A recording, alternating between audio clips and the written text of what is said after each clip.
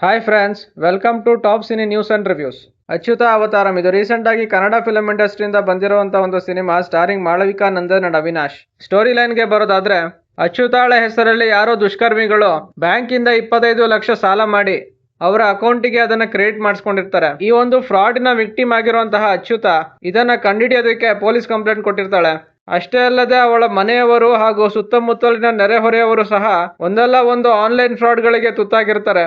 ಇದರಿಂದಾಗಿ ಮನನೊಂದು ಅಚ್ಯುತ ಈ ರೀತಿಯ ಅನ್ಯಾಯಗಳು ಮುಂದೆ ಯಾವುದೇ ಅಮಾಯಕರಿಗೂ ಆಗಬಾರದು ಅನ್ನೋ ನಿಟ್ಟಿನಲ್ಲಿ ಫ್ರಾಡ್ ಆಗೋದನ್ನ 99% ಪ್ರಿವೆಂಟ್ ಮಾಡೋದಕ್ಕೆ ಒಂದು ಆಪ್ ಅನ್ನ ರೆಡಿ ಮಾಡ್ತಾ ಇರ್ತಾಳೆ. ಹಾಗೂ ಆ ಪ್ರಾಜೆಕ್ಟ್ ಗೆ ಗವರ್ಮೆಂಟ್ ಇಂದ ಅಪ್ರೂವಲ್ ಬೇಕಾಗಿರುತ್ತೆ.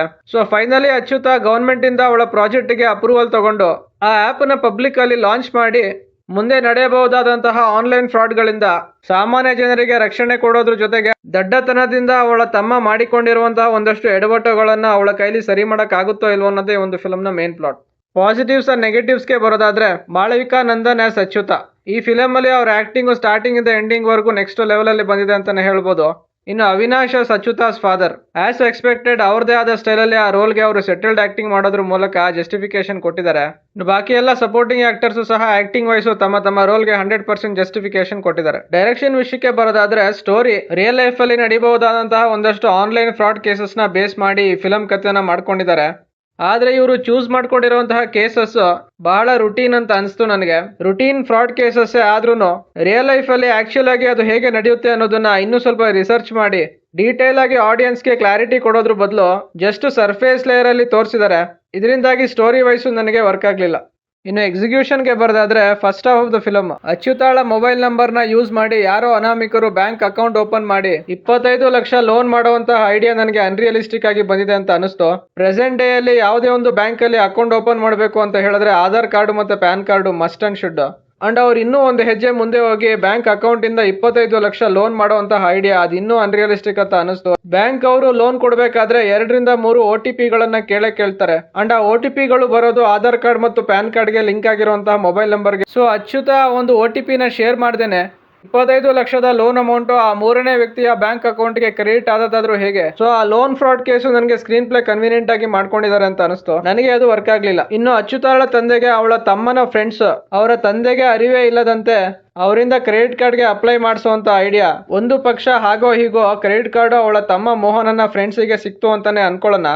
ಆದರೆ ಆ ಕ್ರೆಡಿಟ್ ಕಾರ್ಡಿನ ಪಿನ್ ಜನರೇಷನ್ಗೆ ಬೇಕಾಗಿರುವಂತಹ OTP ಬರೋದು ಆ ಬ್ಯಾಂಕ್ ಅಕೌಂಟ್ಗೆ ಲಿಂಕ್ ಆಗಿರುವಂತಹ ಮೊಬೈಲ್ ನಂಬರ್ಗೆ ಹೊರತು ಯಾವುದೋ ಮೂರನೇ ಅನ್ನೋನ್ ವ್ಯಕ್ತಿಯ ಮೊಬೈಲ್ ನಂಬರ್ಗೆ ಅಲ್ಲ. ಹೀಗಿರ್ಬೇಕಾದ್ರೆ ಮೋಹನನ್ನ ಫ್ರೆಂಡ್ಸ್ ಅವನಿಗೆ ಗೊತ್ತಿಲ್ಲದೇನೆ ಅವರ ತಂದೆಯ ಕ್ರೆಡಿಟ್ ಕಾರ್ಡ್ ನ ಯೂಸ್ ಮಾಡೋದಾದ್ರೂ ಹೇಗೆ ಅನ್ನೋದು ಆ ಪಾಯಿಂಟ್ ನನಗೆ ಕನ್ವಿನ್ಸಿಂಗ್ ಆಗಿರ್ಲಿಲ್ಲ. ನನಗೆ ಅದು ವರ್ಕ್ ಆಗ್ಲಿಲ್ಲ. ಇನ್ನು ಈ ಎಲ್ಲಾ ಲಾಜಿಕಲ್ ಮಿಸ್ಟೇಕ್ಸ್ ಗಳಿಂದಾಗಿ first half of the film ನನಗೆ ವರ್ಕ್ ಆಗ್ಲಿಲ್ಲ. ಇನ್ನು second half of the film ಅಲ್ಲಿ ಒಂದು ಸೀನಿಂದ ಇನ್ನೊಂದು ಸೀನಿಗೆ ಕ್ಲಾರಿಟಿನೇ ಸಿಗೋದಿಲ್ಲ. ಸ್ಕ್ರೀನ್ ಪ್ಲೇ ಆ ರೀತಿ ತಗೊಂಡೋಗಿದ್ದಾರೆ. ಆ ಗವರ್ಮೆಂಟ್ ಎಂಪ್ಲಾಯಿ ಮತ್ತೆ ಪೊಲೀಸಿಗೆ ಅಚ್ಯುತ ಮಾಡ್ತಿರುವಂತಹ ಪ್ರಾಜೆಕ್ಟ್ ಮೇಲೆ ಇರುವಂತಹ ಇಂಟ್ರೆಸ್ಟ್ ಆದ್ರೂ ಏನು, ಅಚ್ಯುತ ಮಾಡುತ್ತಿರುವ ಪ್ರಾಜೆಕ್ಟ್ಗೂ ಅವಳಿರುವಂತಹ ಜಾಗಕ್ಕೂ ಅದೇನ್ ಲಿಂಕ್ ಅಂತ ನನಗಂತೂ ಅರ್ಥ ಆಗ್ಲಿಲ್ಲ. ಆ ಗವರ್ಮೆಂಟ್ ಎಂಪ್ಲಾಯಿ ಅಚ್ಯುತಾಳ ಪ್ರಾಜೆಕ್ಟ್ ನ ಯೂಸ್ ಮಾಡ್ಕೊಂಡು ಅವಳ ಜಾಗನ ವಶಪಡಿಸಿಕೊಳ್ಳುವಂತ ಒಂದಕ್ಕೊಂದು ಸಂಬಂಧ ಇಲ್ದೇ ಇರೋಂತಹ ಒಂದು ಡೈಲಾಗ್ ನ ಹೊಡಿತಾನೆ. ಅದು ಹೇಗೆ ಅಂತ ನನಗಂತೂ ಅರ್ಥ ಆಗ್ಲಿಲ್ಲ. ಇನ್ನು ಅಚ್ಯುತ RTIಗೆ ಅಪ್ಲೈ ಮಾಡಿ ತರಿಸಿಕೊಳ್ಳುವಂತಹ ಡಾಕ್ಯುಮೆಂಟ್ಸ್ ಆದ್ರೂ ಏನು, ಹಾಗೂ ಆ ಡಾಕ್ಯುಮೆಂಟ್ಸ್ ನ ಯೂಸ್ ಮಾಡ್ಕೊಂಡು ಆ ಒಂದು ಗವರ್ಮೆಂಟ್ ಎಂಪ್ಲಾಯಿನ ಟ್ರ್ಯಾಪ್ ಮಾಡೋದಾದ್ರೂ ಹೇಗೆ? ಈ ಪಾಯಿಂಟ್ ಅಲ್ಲಿ ಡೀಟೇಲಿಂಗ್ ಮಿಸ್ ಆಗಿದೆ.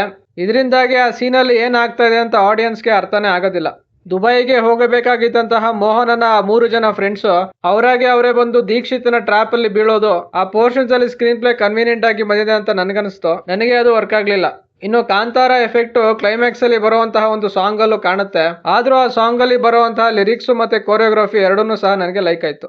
Second half of the film ಅಲ್ಲೂ ಸುಮಾರು ಕಡೆ ಮಿಸ್ ಆಗಿರುವಂತಹ ಡಾಟ್ಸ್ ನನಗೆ ಕನೆಕ್ಟ್ ಆಗ್ಲಿಲ್ಲ. ಇದರಿಂದಾಗಿ ಈ ಫಿಲಮ್ ನ ಸೆಕೆಂಡ್ ಹಾಫ್ ನನಗೆ ವರ್ಕ್ ಆಗ್ಲಿಲ್ಲ. ಓವರ್ ಆಲ್ ಆಗಿ ನನಗೆ ಒಂದು ಫಿಲಮ್ ಸ್ಯಾಟಿಸ್ಫ್ಯಾಕ್ಷನ್ ಕೊಡ್ಲಿಲ್ಲ. Top cine news and reviews ಕಡೆಯಿಂದ ಈ ಫಿಲಮ್ಗೆ ಕೊಡ್ತಾ ಇರುವಂತಹ ರೇಟಿಂಗ್ 2.25 ಔಟ್ ಆಫ್ 5.